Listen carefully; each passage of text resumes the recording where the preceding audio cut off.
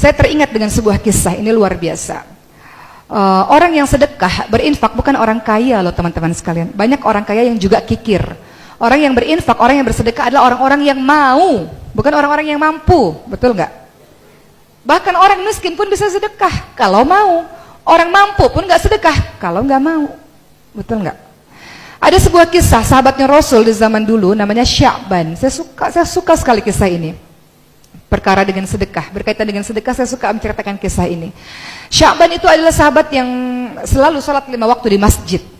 Pada suatu ketika Rasul melihat tidak ada lagi Sya'ban di masjid. Maka Rasul katakan, kemana Sya'ban? Wahai sahabat-sahabatku, mari kita ke rumah Sya'ban. Ternyata rumah Sya'ban jauh teman-teman sekalian, 3 jam dari masjid jalan kaki. Bayangkan bagaimana Sya'ban menuju ke masjid setiap harinya, sementara jalan kaki 3 jam dari rumah ke masjid. Maka ketika Rasul mengetuk pintu rumah, tiba-tiba istrinya Sya'ban membuka pintu rumah dengan menangis terseduh-seduh dan mengatakan, wahai Rasulullah, sesungguhnya Sya'ban sudah meninggal dunia kemarin, tapi aku ingin menanyakan 3 perkara kepadamu yang aku sangat penasaran dengan itu.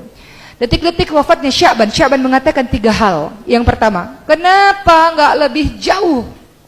Kedua, kenapa tidak lebih baru? Dan ketiga, kenapa enggak lebih banyak? Begitu yang Sya'ban teriakkan sampai kemudian ia meninggal dunia. Apa maksud dari perkataan Sya'ban? Ya Rasulullah, begitu kata istri Sya'ban. Maka Rasul mengatakan, ketika detik-detik wafatnya seseorang, sesungguhnya Allah sedang memperlihatkan ini neraka, ini syurga kepada dirinya. Maka Sya'ban mengatakan, ketika Allah memperlihatkan syurga kepada dirinya, Sya'ban mengatakan, kenapa enggak lebih jauh ya Allah? Kenapa rumahku enggak lebih jauh jaraknya ke masjid, supaya aku bisa berjalan lebih jauh dan aku bisa mendapatkan pahala lebih banyak? Padahal udah 3 jam loh jalan kaki dari masjid ke rumah. Sya'ban mengatakan, kenapa enggak lebih jauh? Andaikan lebih jauh aku bisa mendapatkan syurga yang memiliki derajat lebih tinggi. Kedua, Sya'ban mengatakan, kenapa enggak lebih baru ya Allah? Jadi Sya'ban sehari-harinya memakai 2 baju. Baju di dalam baju yang bagus, di luar ditutupi baju yang usang. Setiap jalan ke masjid, debu-debu kena kepada baju yang usang. Sampai di dalam masjid, dia buka baju yang usang, dia pakai beribadah kepada Allah baju yang bagus. Di tengah perjalanan pulang ke rumah, biasanya banyak pengemis dengan baju compang-camping. Sya'ban memberikan baju bagusnya itu untuk para pengemis. Dan Sya'ban memakai baju yang usang. Maka Sya'ban mengatakan, kenapa sih waktu aku hidup gak kasih baju yang lebih baru, yang lebih bagus? Kenapa sih sedekahku tuh gak lebih yang hebat, yang terbaik? Sya'ban merasa baju bagusnya itu harusnya bisa kasih yang lebih bagus lagi. Padahal Sya'ban orang fakir, orang miskin juga. Dia menyesal. Sudah sedekah tapi menyesal. Kenapa ya gak lebih baru? Kenapa ya gak kasih yang lebih bagus? Enggak. Kemudian yang ketiga, Sya'ban mengatakan, kenapa enggak lebih banyak? Karena hari-hari Sya'ban itu membawa roti untuk dia makan. Namun setiap di tengah perjalanan, setengah roti dia berikan untuk fakir miskin, setengahnya dia makan sendiri. Maka Sya'ban mengatakan, kenapa sih enggak lebih banyak sedekahnya waktu aku hidup? Menyesal dia. Padahal masih ada sisa roti dan aku masih bisa bertahan dengan roti yang mungkin 1/3 kah atau 1/4 kah? Kenapa aku cuma kasih setengah?